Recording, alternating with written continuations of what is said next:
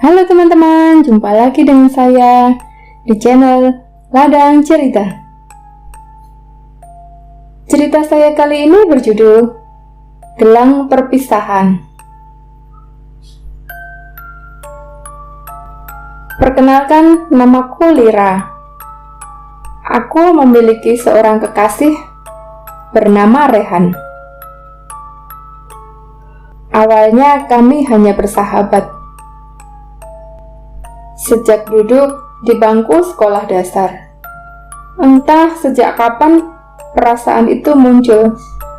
Tapi yang pasti, aku dan Rehan seperti tidak bisa dipisahkan. Dari mulai kami yang tiba-tiba sekolah di SMP hingga masuk SMA pun kami selalu dipertemukan di kelas yang sama. Dan perasaan cinta itu muncul ketika kami duduk di kelas 3 SMA. Tidak ada romantisme dalam hubungan kami. Semua berjalan sama seperti awal persahabatan kami. Meski begitu, kami tetap konsekuen dengan hubungan ini, yaitu tidak mengkhianati satu sama lain.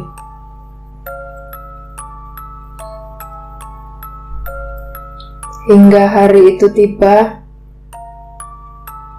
di mana kami harus benar-benar terpisah oleh jarak dan waktu. Rehan harus melanjutkan kuliah di luar kota, sedangkan aku yang harus melanjutkan usaha toko kelontong keluargaku, membuat kami benar-benar terpisah. Itu adalah perpisahan kami untuk yang pertama kali dan untuk selamanya. 2 tahun berlalu. Malam itu entah kenapa aku sangat gelisah. Atau mungkin karena aku mendengar bahwa Rehan akan pulang esok hari dan langsung menemuiku. Antara senang dan cemas memenuhi ruangan hatiku malam itu. Senang karena kekasih yang sudah lama tidak aku temui akhirnya akan pulang dan menemuiku. Dan kecemasan akan suatu hal yang aku sendiri pun tidak tahu, yang akhirnya membuat mata ini terlelap. Aku mendengar seseorang mengetuk pintu.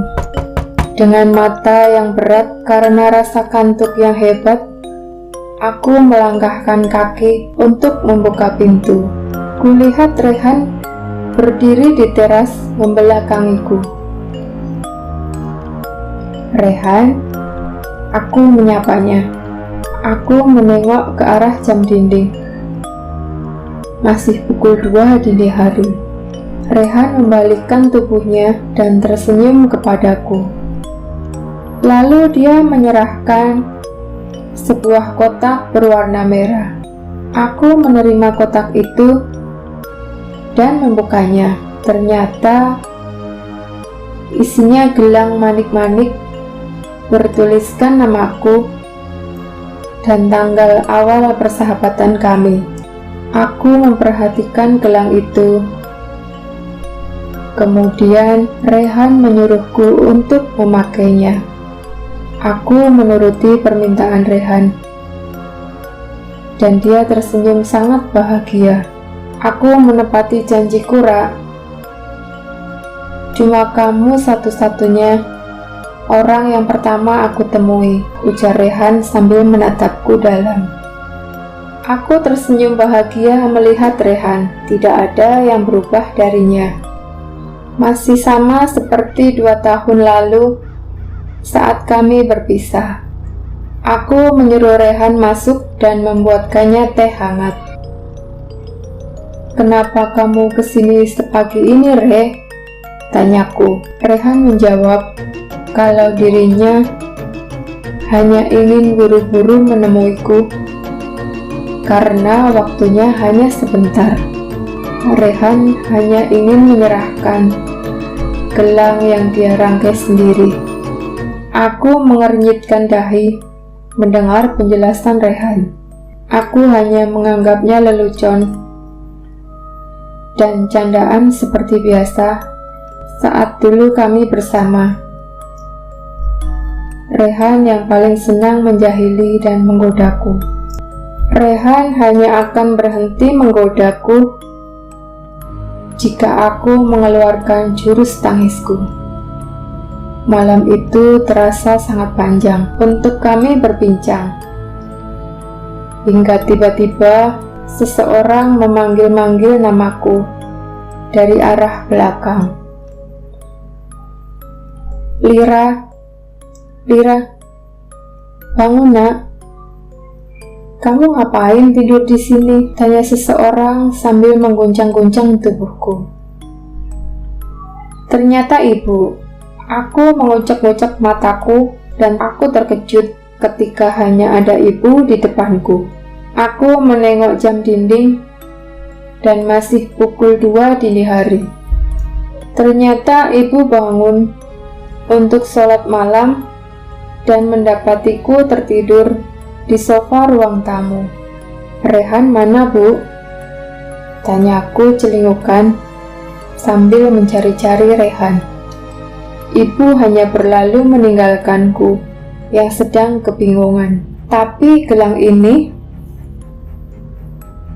aku melihat pergelangan tangan dan ada gelang terpasang di tangan kiriku. Aku masih tak percaya akan kejadian semalam.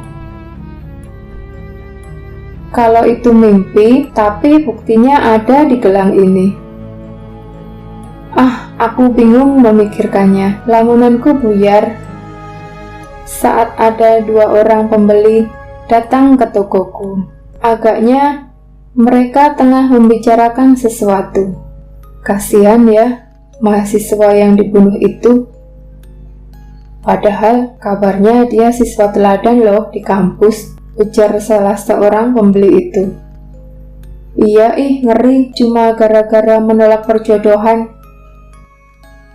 Lagian, kolot banget ya orang tuanya hari gini loh, masih jodoh-jodohan gitu. Timpal salah satunya. Aku yang tidak ingin tahu hanya tersenyum saat mereka menyodorkan beberapa belanjaan untuk dibayar. Dan setelah itu, mereka berlalu meninggalkan toko. Ada rasa was-was akan cerita mereka tadi. Kok aku kepo ya, pikirku. Jam menunjukkan pukul 3:30 sore. Kok Rehan lama ya? Apa mungkin dia nggak jadi ke rumah? Tapi semalam kan udah ke rumah. Tapi kan semalam tuh cuma mimpi. Aku mengoceh sendiri sambil terus mondar-mandir tak jelas. Di tengah kebingunganku, tiba-tiba ponselku berbunyi. Ada pesan chat masuk. Kulihat dan ternyata pesan dari Rehan. Lira, maafkan aku. Aku nggak akan datang. Kamu bisa melanjutkan kehidupanmu sendiri. Aku tidak pernah mengikatmu dan tidak akan pernah. Aku terkejut dan sangat geram membaca pesan Rehan. Dengan kesal, aku membalas pesannya. Maksud kamu apa ngomong gini? Kita memang belum pernah ada ikatan. Tapi kita harus konsekuen dong, Re. Iya, Ra. Dan aku udah nggak bisa. Maaf, beribu maaf. Jangan cari aku. Jangan temui aku. Lupakan kalau kita pernah bersama. Menetes air mataku, seakan luruh diiringi suara tangis yang memecah keheningan. Tak pernah kusangka Rehan akan berbuat begini. menyakiti hatiku tanpa sebab dan alasan. Aku mengunci diri di kamar sampai ibu memanggil-manggil untuk makan pun tak kupedulikan. Aku masih tak percaya akan perlakuan Rehan. Di tempat lain sedang berlangsung prosesi pemakaman dengan khidmat. Ada seorang wanita parubaya yang terus-menerus menangis, meratap di atas pusara bernisan itu. "Maafkan Mama, Nak. Mama tidak menyangka kalau akhirnya begini," isaknya sambil sesekali mengelus papan nisan. Dan satu persatu, para pelayat pun pergi meninggalkan pemakaman. Aku masih duduk termenung, berharap Rehan akan menghubungiku lagi dan mengatakan bahwa pesan kemarin hanya candaannya. Aku terus memandangi ponselku, dan benar saja, satu pesan tertera di layar ponselku. "Ra, kamu harus jaga gelang pemberianku. Walaupun sekarang, aku udah gak bisa jagain kamu." Aku menatap gelang pemberian Rehan, dan sambil membalas pesannya, "Aku harus ketemu kamu sekarang juga. Tunggu aku." Aku segera mengambil kunci motor dan berlalu pergi. Aku harus menemui Rehan untuk menyelesaikan permasalahan kami. Namun, di tengah perjalanan, tiba-tiba saja ada seseorang yang menghadang perjalananku, dan itu Rehan. Pakaian yang ia kenakan masih sama seperti pertama ia datang menemuiku di rumah. Wajahnya pucat, dengan netra yang sendu memandang ke arahku. Aku berhenti dan segera berlari memeluknya. Tubuhnya dingin. Itu yang kurasakan ketika aku memeluk Rehan. Rehan tersenyum dan matanya berkaca-kaca. Rehan berulang kali meminta maaf kepadaku dan menjelaskan jika dirinya tidak bisa melanjutkan hubungan ini. Aku terisak mendengar penjelasannya, dan perlahan-lahan Rehan pergi menjauh, kemudian menghilang. "Rehan!" Aku tersadar dan terbangun. Oh, ternyata cuma mimpi. Aku ketiduran lagi di sofa. 1 bulan kemudian, aku masih belum bertemu dengan Rehan. Entah dia sudah di luar kota atau masih di sini. Saat itu, aku akan bertemu dengan Kiki, sahabatku sejak SMA dulu. "Hai Ki, apa kabar?" tanyaku, lalu duduk di depannya. "Baik, Ra," sahutnya dengan wajah muram. "Kenapa? Kok murung?" tanyaku lagi. Lalu Kiki menceritakan kejadian pilu yang baru saja menimpanya. Ternyata Kiki baru saja kehilangan lelaki yang katanya akan dijodohkan oleh orang tuanya. Kiki memang belum tahu siapa lelaki yang akan dijodohkan dengannya, bahkan belum pernah bertemu sekalipun. Namun, Kiki sangat menyayangkan kepergiannya yang tragis. Kedua orang tuaku terus-menerus menasehati, bahkan memarahiku. Mereka memojokkanku memaksa supaya aku melupakan Rehan selamanya. Dari awal, hubungan kami memang tidak pernah mendapat restu dari orang tua kami. Maka dari itu, kami tidak pernah membuat janji, bahkan membuat ikatan apapun. Tapi, justru hubungan inilah yang membuat kami merasa nyaman satu sama lain. Aku menangis terseduh mengingat ucapan Rehan lewat pesan, yang mana aku harus melanjutkan hidup sendiri tanpanya. Ditambah ucapan orang tuaku yang terus memaksa agar aku melupakan Rehan. Ingin sekali detik itu juga aku melangkah pergi dari rumah, menyusul Rehan dan mencari tahu keberadaannya.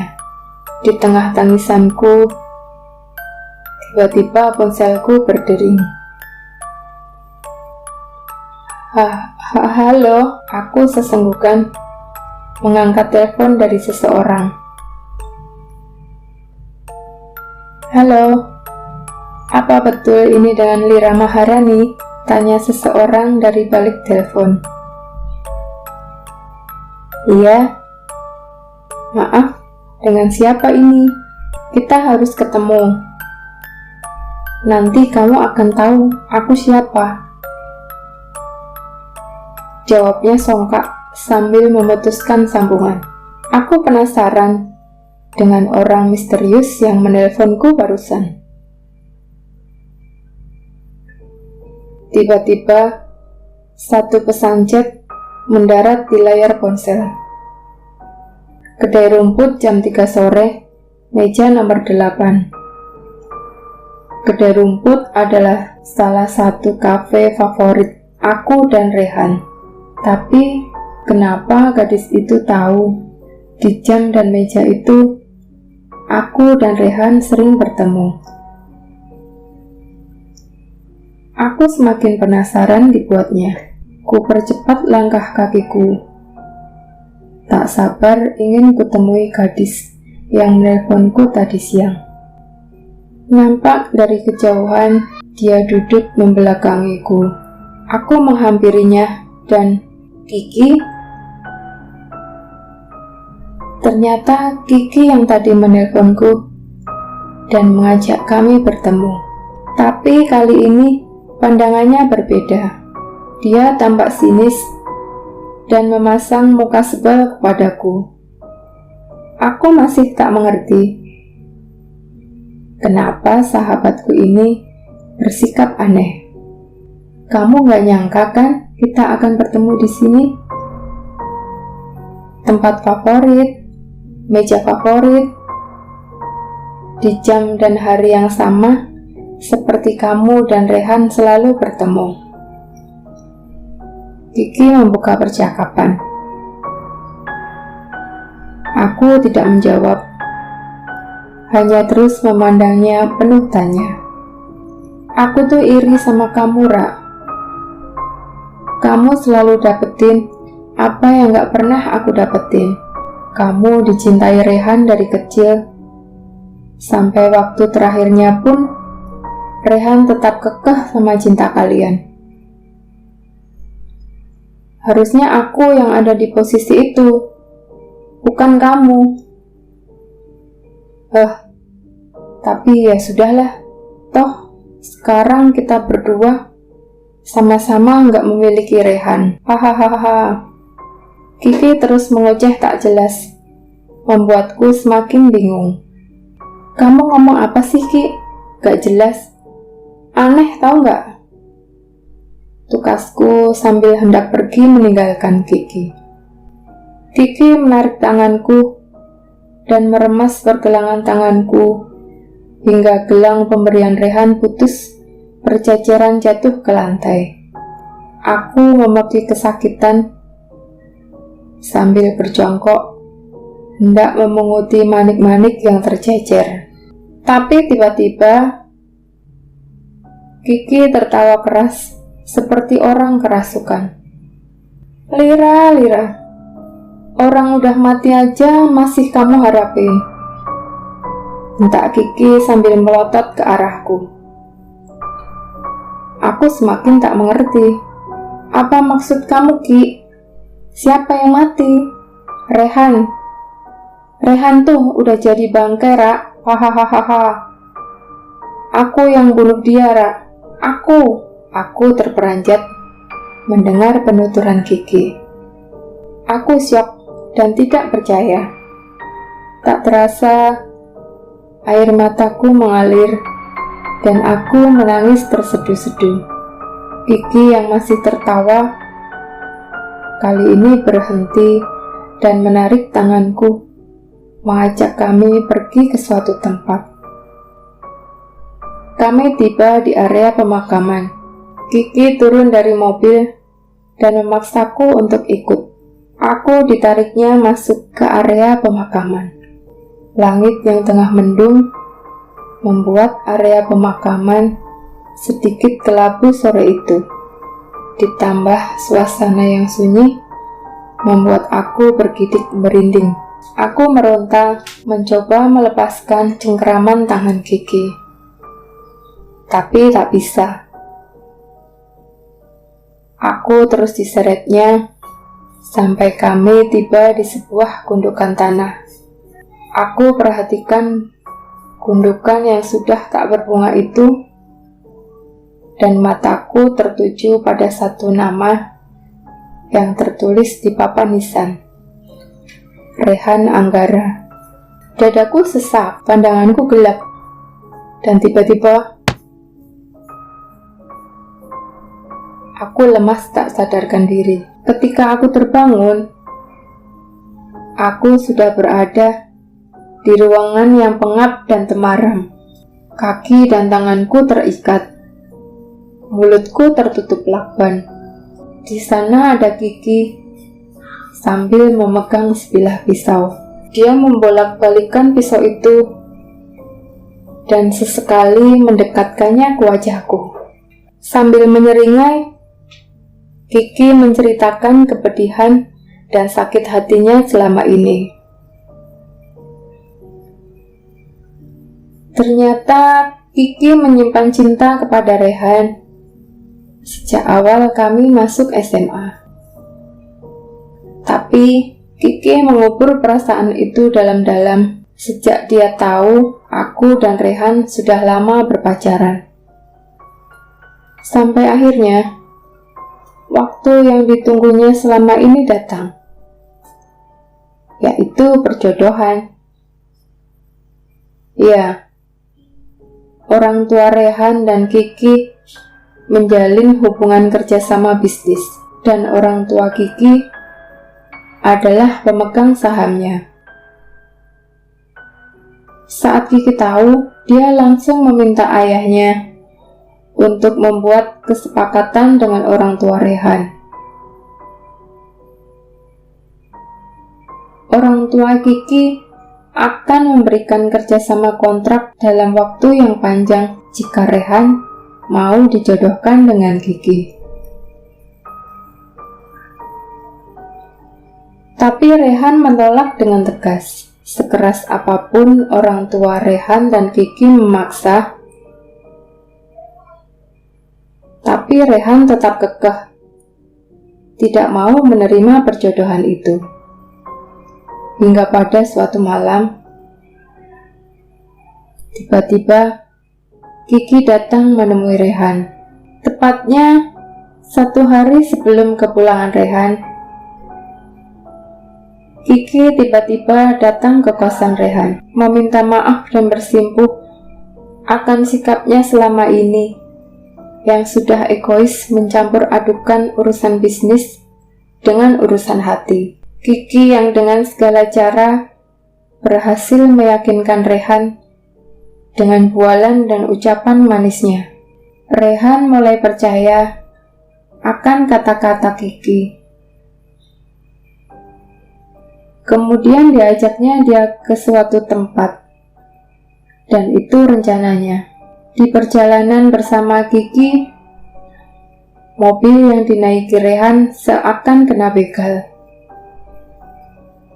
Padahal, dua preman itu orang suruhan Kiki. Mereka menganiaya Rehan sampai Rehan meregang nyawa. Jasad Rehan yang bersimbah darah di dalam mobilnya. Setelah itu, para warga dan pengguna jalanlah yang menemukan mayat Rehan. Kejadian itu terjadi tepat pada pukul 2 dini hari. Tepat saat Rehan menemui Lira dan memberikan gelang manik-manik tanda perpisahan mereka. Kiki yang kali itu mencoba membunuhku akhirnya gagal. Setelah tiba-tiba polisi mengepung gudang tempatnya menyekapku. Setelah hari itu, aku sibuk mengikuti persidangan Kiki. Aku sebagai saksi, sekaligus korban dalam tragedi berdarah. Polisi akhirnya mengungkap kasus pembunuhan Rehan. Dan akhirnya, Kiki dinyatakan bersalah dalam 3 kasus sekaligus. Pembunuhan berencana, penyekapan, dan percobaan pembunuhan. Orang tua Kiki tidak mampu berbuat apa-apa, karena Kiki jelas terbukti bersalah. Kedua orang tua Rehan meminta maaf kepadaku atas sikap dan perlakuan mereka selama ini. 1 minggu setelah selesai kasus Kiki, aku berziarah ke makam Rehan. Tenanglah Rehan, semua urusan duniamu sudah selesai. Kamu akan tetap menjadi sahabat dan kekasih terbaikku. Oke teman-teman, sekian dulu cerita dari saya. Cerita ini hanya fiktif. Mohon maaf bila ada kesamaan nama, tokoh, karena semua itu cuma hiburan semata. Oke teman-teman, sampai di sini dulu cerita dari saya. Semoga kalian selalu terhibur ya. Dan jangan lupa tunggu cerita aku selanjutnya. Sampai jumpa. Dadah.